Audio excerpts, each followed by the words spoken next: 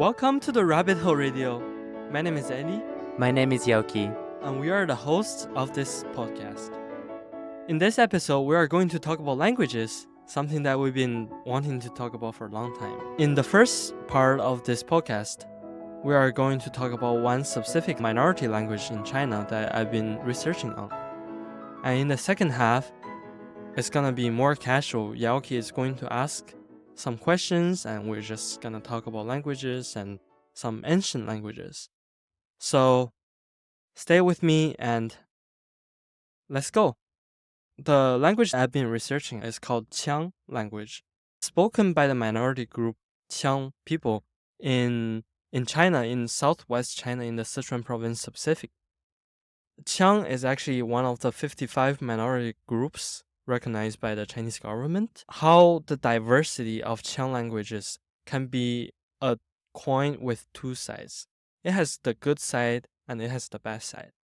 The good side is it resists assimilation of the mainstream.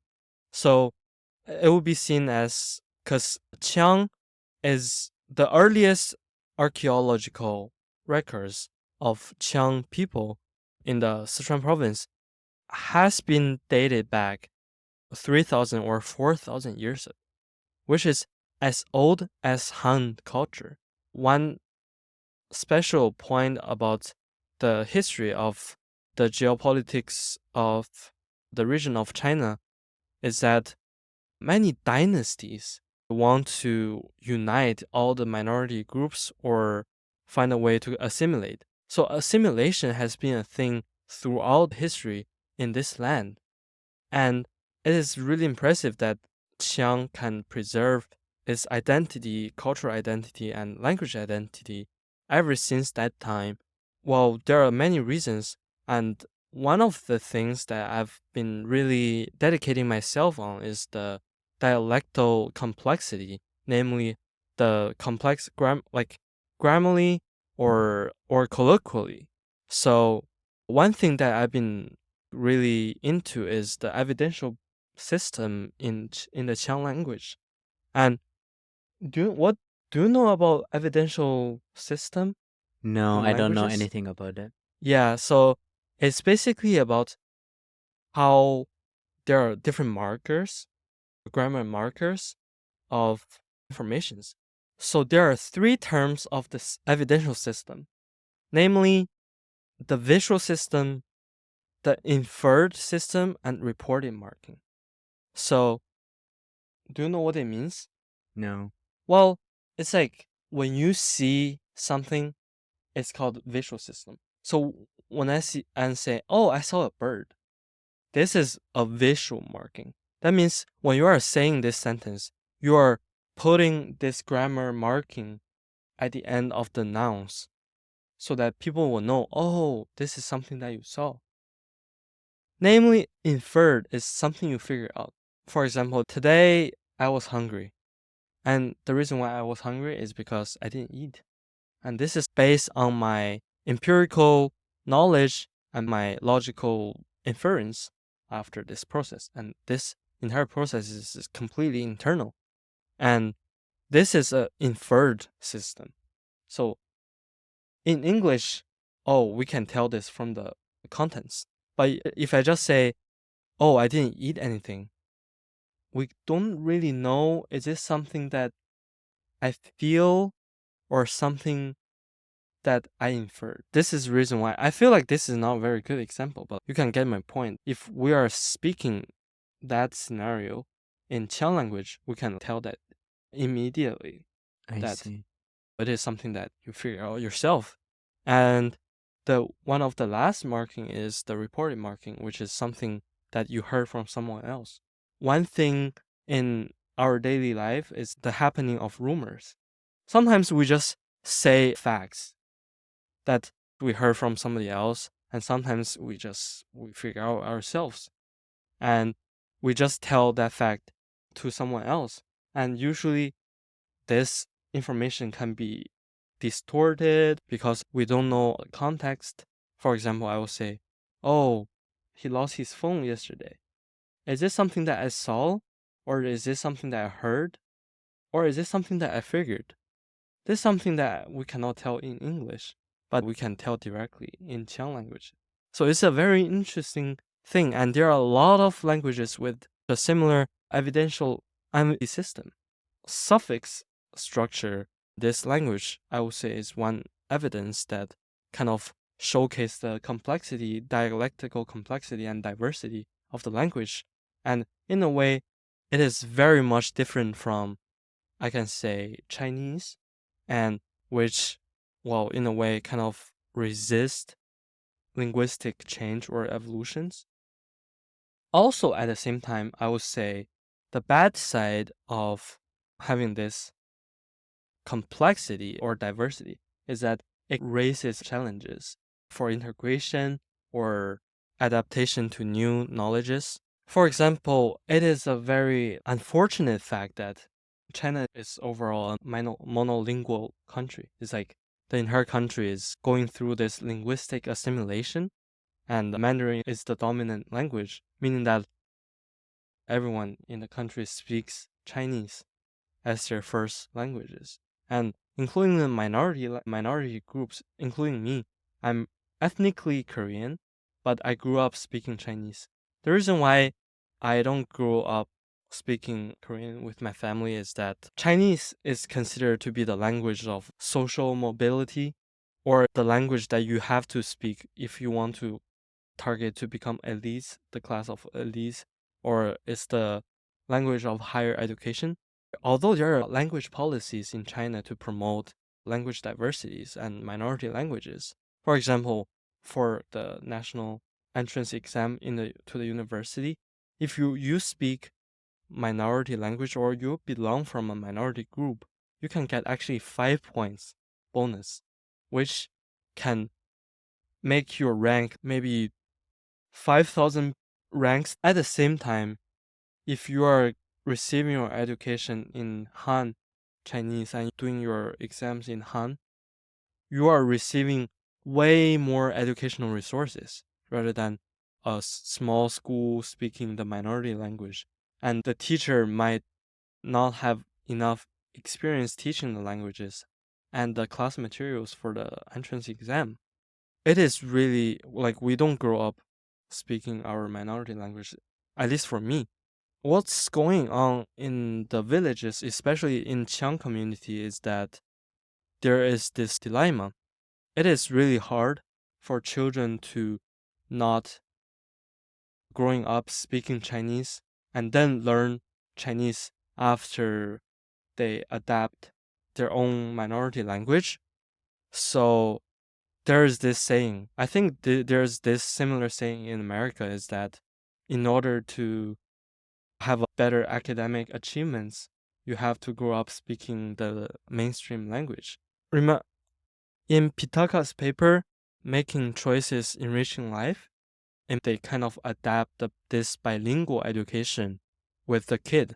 In this paper, it's saying it is possible to apply this method, but it's hard to achieve balance, especially if you are abroad or somewhere else and you don't really have the community that speaks this specific language. And which is, I think the case is even more severe for the Qiang community, because Qiang has no writing systems. Well, there is a writing system developed 10 years ago, but it was really new. And it is not something that is adapted by the government or adapted by the Unicode, adapted academically. It is something that is really fairly new. And there is also this conversation about how writing system can bring a difference in the narrative of this community identity and cultural identity. It is really hard for children to have this process of bilingualism because they want to speak their language without a writing system. That means it is really hard for them to learn this language after hitting their critical age. But at the same time, it is also important to learn Chinese at a very young age because everyone is going for their national entrance exam. It is very important for China to approach this mobility in social classes So as long as you nail that exam, you can get into a really prestigious university. There's no such thing that we have in America, that's something like heritage. They check how rich your family are.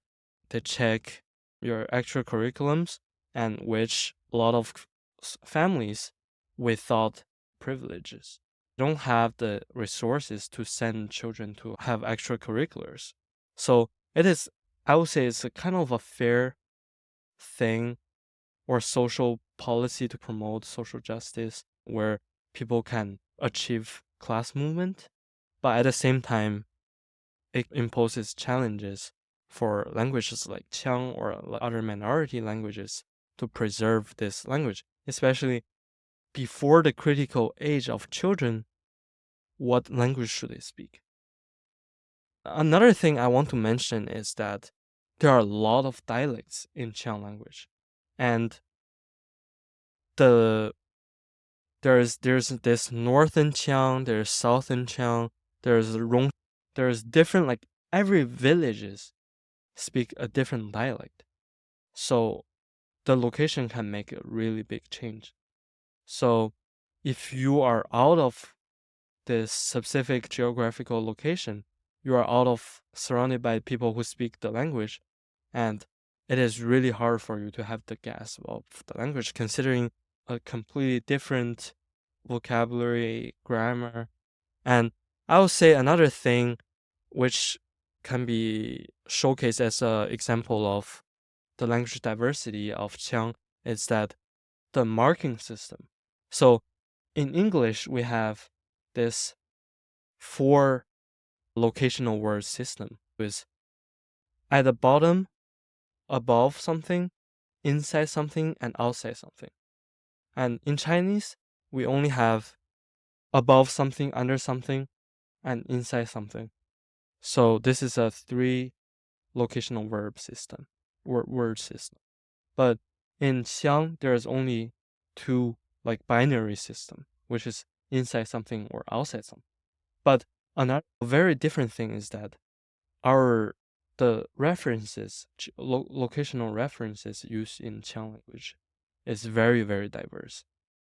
So there are different words for different references. For example, if you are outside the roof, inside the roof, at this specific location of the sun, or at the different direction of the sun, like we can see our shadow, at the sun side of the mountain or at the river side, they have each, like, we have the concept of north, south, east, and west. This doesn't exist in Qiang language.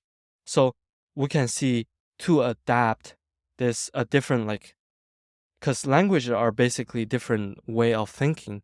And this is something that is already discussed in Evans' paper, Trellises of the Mind, How Language Trains Thought. But eventually, we are going to see this a lot of applicational challenges in terms of how we adapt other languages, especially for people who don't have enough education, who are not privileged enough to have education, and who, like, this main dominant language is important in education. You have to make a decision about languages. And this is something that is really understudied because a lot of anthropologists speak in a more Western standard, but the social situation in China is very different. So a lot of their papers, including bilingualism and monolingualism, doesn't really apply in this context. For example, Hinton's paper, Bringing Your Language into Your House. This is something that people working in villages in China, they're not privileged enough to really consider. For example, when you are raising your kid, you can sing traditional folklore to your kids while using this more functional language in life. Sometimes the parents of these kids in the villages in China don't even have time to take care of their kids. The kids they're playing with other kids and all their parents are working. This is a social issue in China, and it is up to their grandparents to raise their kids. And we call these kids 留守儿童. It means these kids stay at home, their parents away, away the community, away the society. It might be like some other cities, and there's only their 80-year-old grandparents taking care of them. And their grandparents really care about some education of kids. Sometimes in our Asian culture, we try to have this harmony in family. So like sometimes, well, grandparents, they said they want us to be happy, but like they neglect education in a way. It is really hard to apply the frameworks of bilingualism in Qiang language. We see two sides of the complexity and diversity of Qiang, but we should really take a look at what decision making should we really consider and the strategy in this. And there's this completely different context and societal background that we should consider that is understudied by many Western scholars. Yeah. Well, that's a very interesting research you have done. So I think one question I had was, is there any educational institution that teaches Chan language?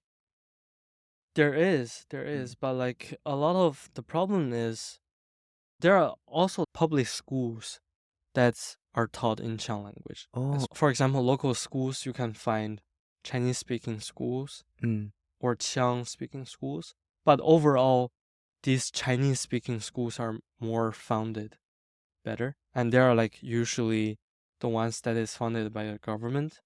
While Qiang, there are also like Qiang schools, but like when it's less founded and it can be targeting in children in a lower age.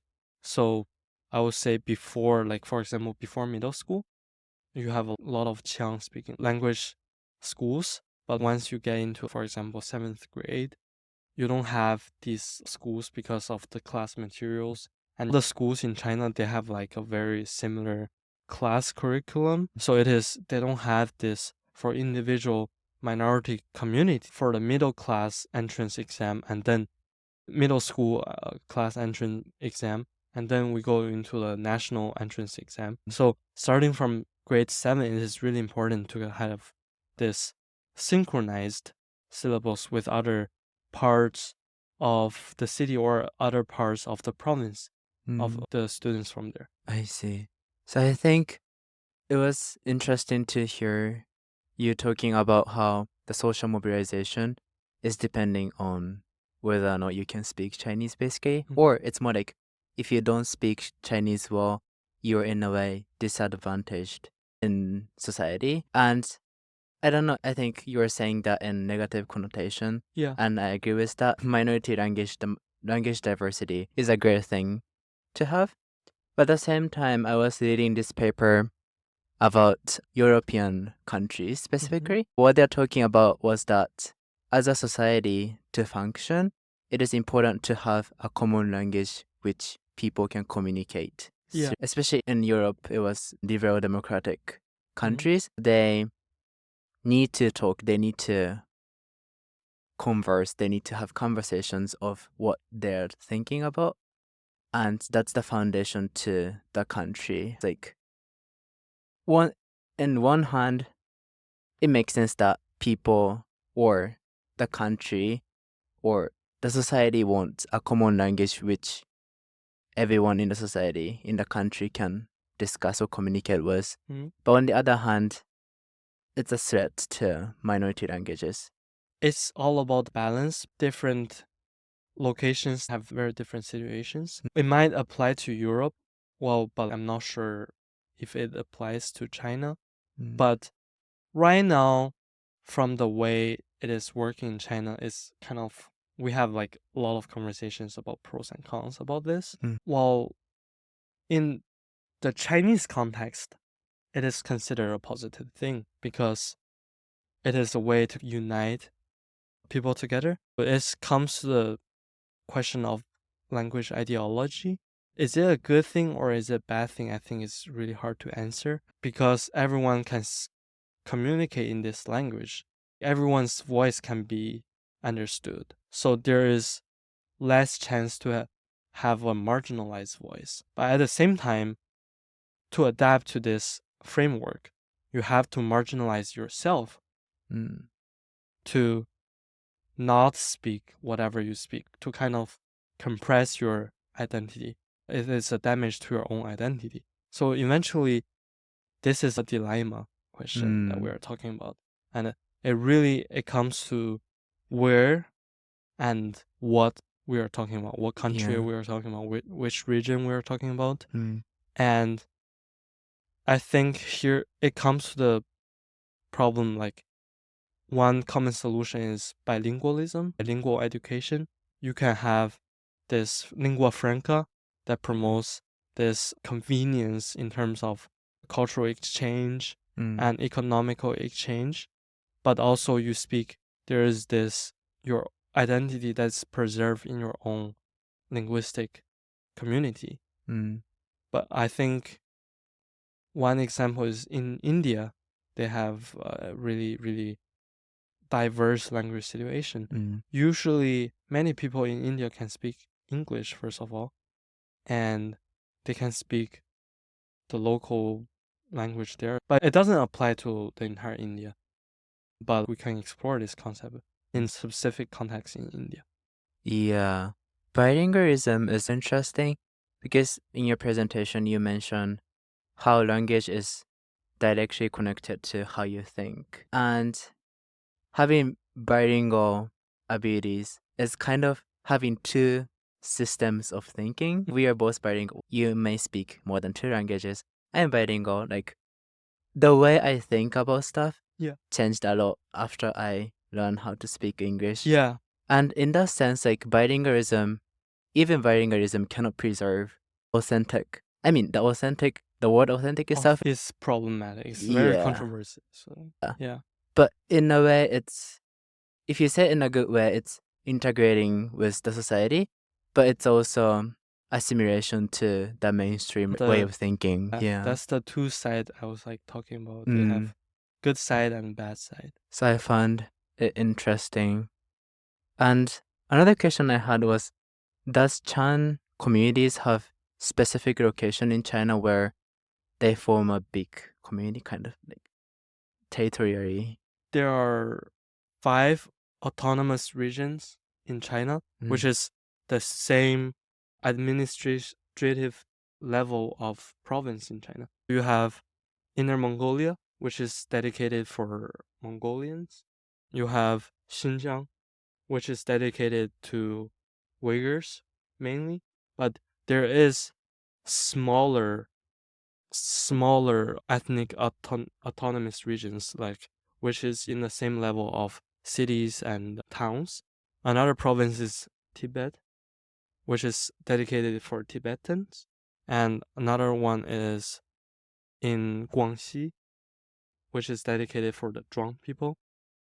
And there are like cities, right? So like I was born in a like kind of like administratively equivalent to a city, and it is dedicated for Koreans. And it's like they have this kind of regions that is like marked specifically for this ethnic group. In this region, all the markings on the street should be in Chinese and the language of the ethnic group. And then technically the government and people are representing the ethnic people.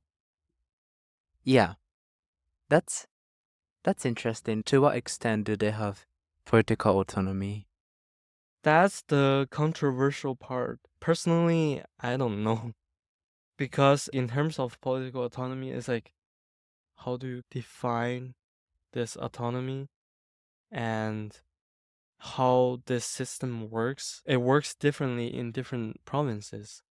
And technically, the government says like the people are selected by the representative of people, which works for the government, who works for the government or forms the local government. But personally, I don't have much knowledge about the politics on this kind, so I'm not sure. It's still interesting because the paper I mentioned earlier talks about how each state should allow minority language groups to form politically autonomous territory, as long as it's liberal and democratic. Yeah. It was from pretty much liberal democratic perspective. Yeah. But yeah, in that sense, well, we don't know about how it is practically. I've also heard of controversies Yeah, a around lot, especially in Tibet and Xinjiang, Mm-hmm. which is really complicated. I admit there are a lot of controversies. This is different from Chan language, but can I move on to Sanskrit? You said you had some questions about Sanskrit, yeah. To give a bit of background, Eddie is taking Sanskrit class. Yeah, I And- started for a few months. It was pretty fun. Yeah, and I'm taking Asian philosophies class, Oh, yeah. and we talk about Buddhism, and I reflected back to the Buddhism mantra, how do you call it? Mantra? Or, yeah, the Buddhism readings, mantras. Yeah. And I personally been to some temples, Yeah. and I've read the mantra, even Mhm. though I'm not really Buddhist. And the idea is, it doesn't make sense. It's not Japanese. It's written in kanji, which Yeah. is like one of the Japanese writing system, but it's only the sound Huh? correlated with the kanji. And I figure out it's Sanskrit. Yes. The Japanese people just adapted the sound. It comes from China. There are two ways of translating Sanskrit to Chinese. The first one is the sound. We translate the Sanskrit sounds into sets of specific characters we use for Sanskrit sounds, which are really weird compared to modern Chinese. For example, the master, the name, is actually from a Sanskrit word. We are saying like monk is from a Sanskrit word. But like usually I would say this kind of translation is like the sound adaptation are kind of weird. Because like if we read the Chinese and we read the Sanskrit words, they don't really sound similar. Yeah. But I admit that there is like this sound evolutions like throughout the time. Yeah. So, and another way of translating Sanskrit is by meaning. But it is really hard because Sanskrit is a very, very hard language. And the scholars who can speak, like who is master in both Chinese and Sanskrit are very few.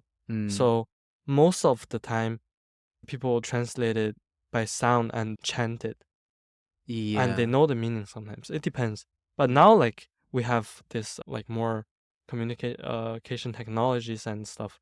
It becomes easier to translate. So we can have meanings and verses and text in Chinese, which is a semantic translation of the Sanskrit text. But in ancient time, we have just phonetic translation, which is passed into Japan. I see. I didn't know that. Oh yeah, and that made me wonder why Sanskrit is endangered. So Sanskrit is almost nobody who speaks Sanskrit as a first language. Is that true? Yeah, In daily conversations. it's not really like it is. Well, but I won't say it's an endangered language though. It's like an ancient language. Okay. And it's kind of like Latin. Would you say Latin is an endangered languages? Because it evolves into, for example, Latin evolves into Italian, Spanish, French. Yeah. So it's kind of like mother or grandfather of these languages. I see. So if you're compared in the modern language framework, we're saying it's endangered. I don't think it's really like a correct way to say it. So like Sanskrit is the mother language and it evolves into languages like Marathi, Hindi, Bhojpuri, like that.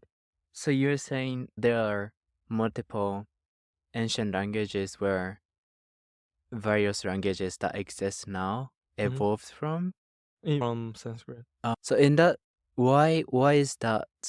Why did the language evolved from Sanskrit to other languages at the first place? Well, first of all, like the language of Sanskrit, it was a very privileged language. So it was supposed to be spoken or written or read by the higher classes, people, higher castes. And eventually, well, for example, like language evolution is a very natural process. It might be like, okay, first of all, Sanskrit was an oral language, but there is different kinds of Sanskrit. And it by itself is really hard, especially like the scholars intentionally made it hard to kind of distinguish this kind of privileged language that they are speaking and the lower caste people language. And by time you have geographical evolutions and people's evolution and natural language evolutions, they evolve based on the locations there and etc. I see. Is there really something that pushes the language to evolve? I'm not really sure. Yeah. So does that mean the Sanskrit we know now is some form of, I don't know how to call it, like artificially made Yeah. language, which is which is Yeah. meant to be harder? Exactly. In many senses, it is meant to be hard. A lot of aspects of Sanskrit are artificial. For example, like the voices. In English, we have a positive voice and a passive voice. Regular voice is like whatever we speak, like I eat this dish. But passive voice in English is this dish is eaten by me. In Sanskrit, there's this middle voice. The middle voice is kind of weird. It's kind of, in Sanskrit, it means the motions that we made for oneself. And in other sense, it kind of loses its semantic meaning. It becomes purely grammatical rather than semantic. So there was sort of, in contrast to artificial Sanskrit language, there was kind of natural language everyone spoke, and some high status people who are on top of the caste, choose to make it harder. Is that what you're saying? So it is something that is only kind of most widely used kind of in Brahmins or like educated people, and it is kind of like scholars languages that is like deliberately made. For example, the paragrams is like they have so many case endings, and these are irregular. The reason why these are so irregular is that because naturally, if we have these languages, we have these patterns and they are regular, right? But like in Sanskrit, it's not regular. There are so many irregularities which can impose challenges for us to learn. Languages spoken by that is easier. You have Pali, you have Prakrit, but I'm not sure. I don't know much about Prakrit, but I know Pali is like an easier version of Sanskrit, and it is primarily used also to kind of as a medium to record Buddhism texts. So the earliest Buddhism texts, they are written in Pali, not Sanskrit. It is in the later stage that evolves into Sanskrit. Is it the Sanskrit which evolved to be multiple languages we have now, or is it the natural language version of the Sanskrit evolved to be different languages? Well, I think if we're talking about language as a whole, because a lot of this is a very interesting question, but we can see a lot of this scholar aspect or privilege aspect can be found in our modern Hindi or modern Nepali words as well. So I would say the entire thing as a whole kind of evolved, but it is really complicated. Maybe like the evolution pattern can be different in different locations and for different languages. I see. So would you say, I don't know, this is pretty broad question, and But I was wondering if there's any general trend of language becoming simpler as time goes, or it's not the case. It comes into a question like, how do you define it as simple? Yeah, that's true. Like something that you consider simple is really hard for other people. And in what aspect are you talking about, and what perspective are you talking about? So for the people who, like, for the modern people, if we would think about ancient people, the ancient languages are so hard. But if the ancient people look at our languages, there are so many nuances that we use in our vocabularies and grammars as well. Impossible to answer a question like that. How do we define easiness and difficulty? Yeah. Is it more like it used to be, or as a trend? What do you mean by precise? For example, in Chan language, evidential, more specific than English. Well, it's not like evolution sequence, so you can really compare. But I feel like, yeah, or in Sanskrit, you said there's so many cases. Yeah. Where maybe Russian has many cases. Yeah, Russian has a lot of like noun cases. Yeah. Or Finnish, Suomi. So you are saying the more it's evolved, it's more precise, or? It's opposite, I was saying. It used to be more precise. Oh, so you are saying more like nuanced. Okay, so you are saying there's a trend that modern language tend to have a lot of generalizations or and less strictness in terms of grammar. Well, let me think. Well, this is like overgeneralization, like obviously. Because like this question is a generalization, I would say globalization. In order to facilitate this global communication, we have to have. So it is really good if we can use English as an example. That I don't think what matters is the time. What matters is how it is needed. So English is like as the lingua franca of the entire world. So it is needed to be simple and intuitive to facilitate global communication. And so everyone can study English. If everyone speaks, like, wants to learn like Finnish or even like same or Japanese, it is not really possible. Like, Yeah. it is even hard for Japanese to learn. It's more like according to the need and the situation, the context.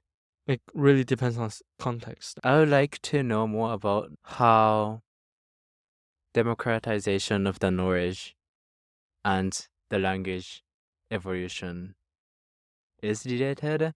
How it becomes democratic? Like the distribution of the knowledge to broader population and the language. Because you say Sanskrit was artificially made in Buddhism or higher status, social status.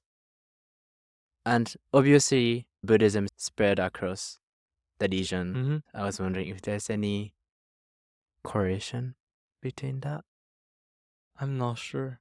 It comes into this more anthropological field that I'm not really familiar of, but in general, I think there's kind of correlation. Yeah. Because we need the purpose of this language to be learned, to be taught, to be understood. Depends on the motive. Languages, including history, they are like kind of controlled by these people who has power. So it really depends on these people. Do they want to share this knowledge with everyone? If it's shared with everyone, the purpose is to be understood, to be easy, then it is going to be easier, right? Why are you interested in linguistics?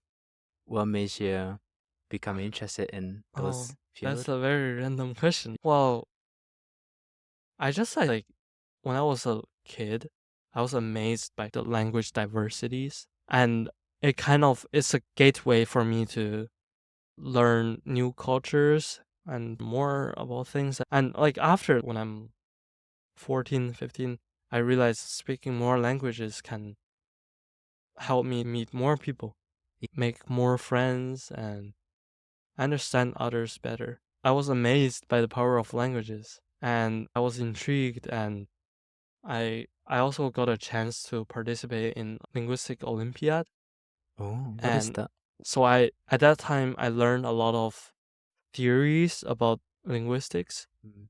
So in addition to my passions about languages, and which kind of brings me into the field, and this is something that I realize I want to continue in future. So Hmm. kind of a random journey. Yeah. As I was listening to you, I was thinking back to the presentation again where you talk about the language is also a way of thinking. Mm-hmm. And as real-time translation technology develops, it Yeah. seems like there's less gap between languages. The Mm. communication is getting much easier between people who speak different languages. But I have a feeling that using those translation technology and actually being able to speak by yourself is somehow different. I was wondering what you think about that. I think translation can be really problematic in a way. In revitalization of languages, one instance I was thinking is like in Maori, there's this people with a different gender, rather different from male or Mm, female. It's kind of like what we consider a third gender mm, in modern context. But in translation of the folklores that contains that word, that meaning was lost oh, in English. mm, So it really depends on the message, because it mm, was like, like translated by missionaries, and they want to like have a message when they are like translating stuff. But on the other hand, the language relies on translations to be preserved. mm, But translation, sometimes there's this language are very subtle, and there's something that is not translatable. mm, So like in in some languages, for example in Russian, there are two kinds of blues.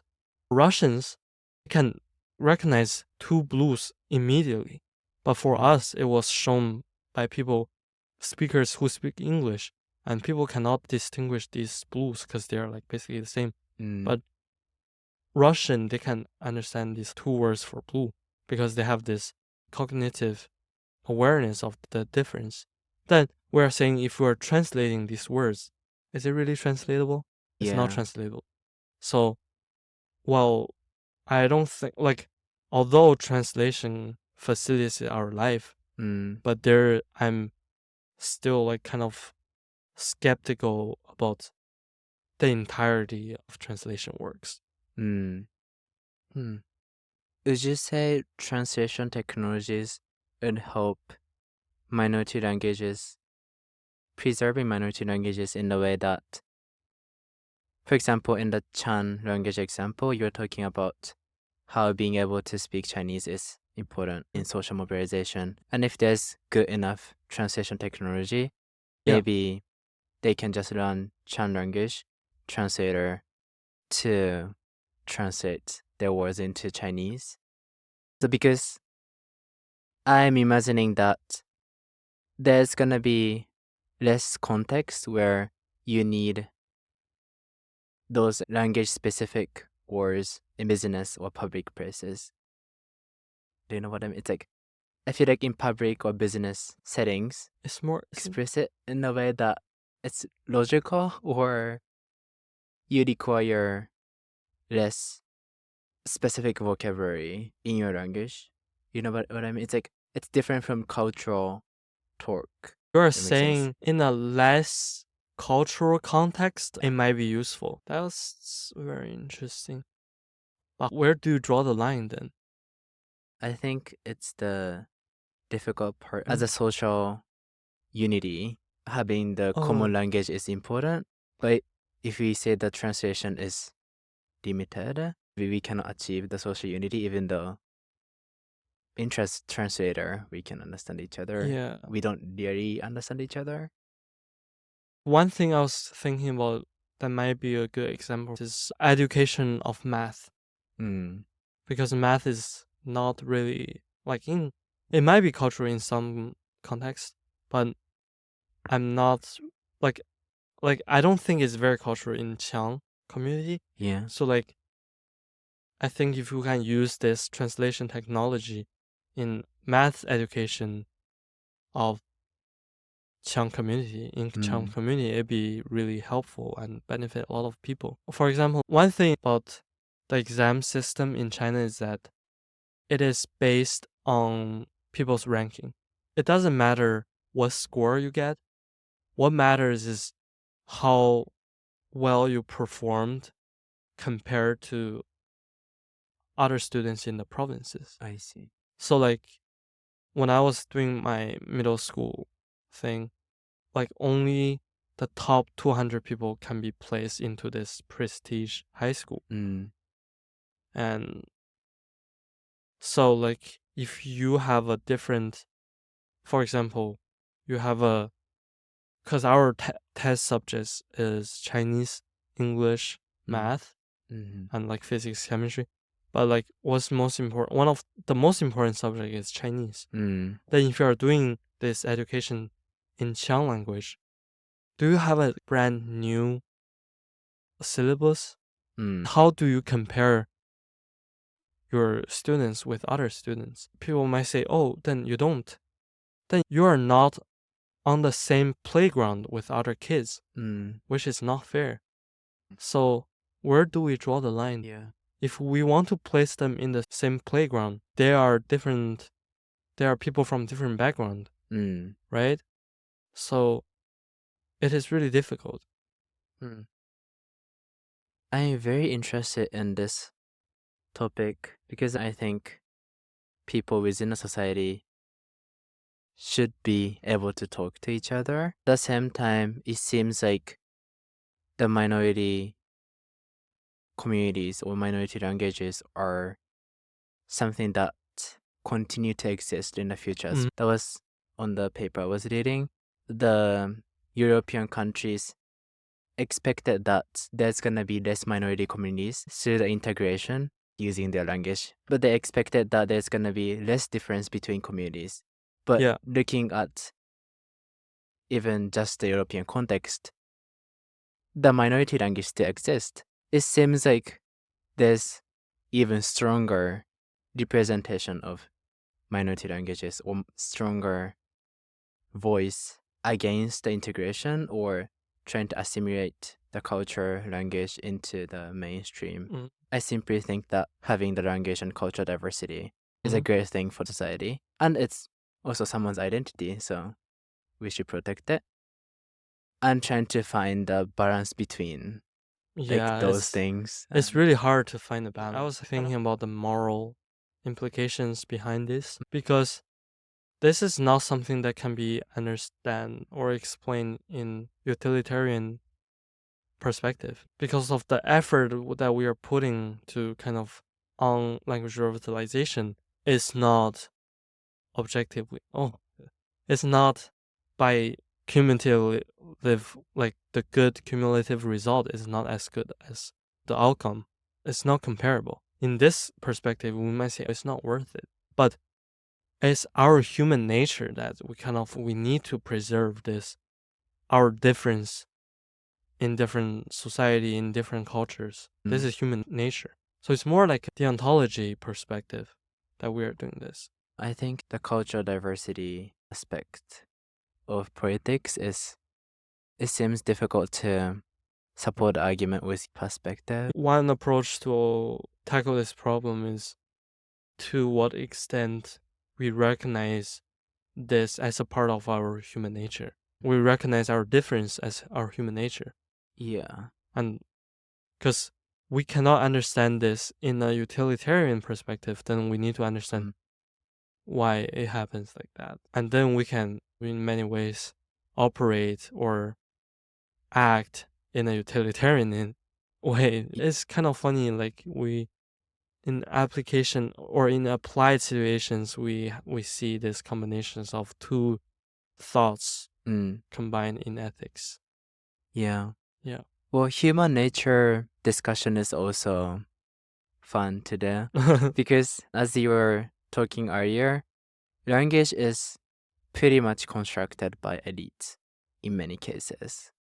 It evolves through people, but the distinction between languages, or saying this is Chinese, this is, well, I don't know much about different languages, but the difference between dialect and different languages, the borderline between those can be drawn by elites or political structures. It's like whoever has power. So in a way, we can say it's constructed To some extent, but let's not make a all for all case like that. My point is that I think my argument is that to some extent it's artificial, it's made by someone rather than natural, but it's of course a mixture of both. Well, then how do you define natural and artificial? Because it is the language spoken by human, right? Artificial, I meant to say like imposed by elites or people who are in higher social status. Like manipulated? The identity itself, for example, national or minority identity itself, now it might not be. At some point, there has to be a distinction between us and others when you're talking about identity. That it's like someone who are same as us and different from us. And I don't know, some people argue that it's a natural thing human does. But I feel I have a feeling that there's a strong involvement of some intentions. Well, it definitely has intentions, I would say. When it comes to linguistics philosophy here, or we can refer to the concept of constructivism. There is definitely intention, but yeah, I think because eventually, well, there are a lot of reasons that can result in language changes. But whenever it happens, they definitely have these intentions. It might be like to kind of reinforce this class division, or it can be they deliberately kind of shape or form a linguistic identity. It might be there are a lot of reasons. So I will agree with you on that aspect. Yeah. So I think you mentioned constructivism, and opposite is like primordialism, where people believe the kinship, the broad connection, naturally brings people together. And well, I personally think I'm a bit more on constructivism side. And what I was struggling was that how to make sense of preserving cultural diversity while adapting constructivism idea. Because I feel like in many cases, constructivists tend to undermine the identity or minority nationalism or minority identity. But I don't agree with that. And the way I was thinking about this was, this is not very logical, but I think no matter how the society was created, there are people who base their identity on that community, who speak that language, who use that language to think, who use that language to live. And for now, my conclusion is that that fact itself is good enough of a reason to protect the diversity, cultural and linguistic diversity. I think you get it. I agree. I didn't really pay attention to linguistics in my life. I think it's partly because I grew up in Japan and most people in Japan speak Japanese. Yeah, Japan is very like homogeneous, linguistic homogeneous yeah, country. But yeah, it was interesting to know about the Chan language, how language evolves, or we talk about Sanskrit, But again, like, we come to this paradox, right? Like how the opposition of diversity and this modern context of development and globalization, and where do we find a balance? Please let me know what you think. We look forward to finding out what you think. Thanks for listening. See you next time. Bye bye.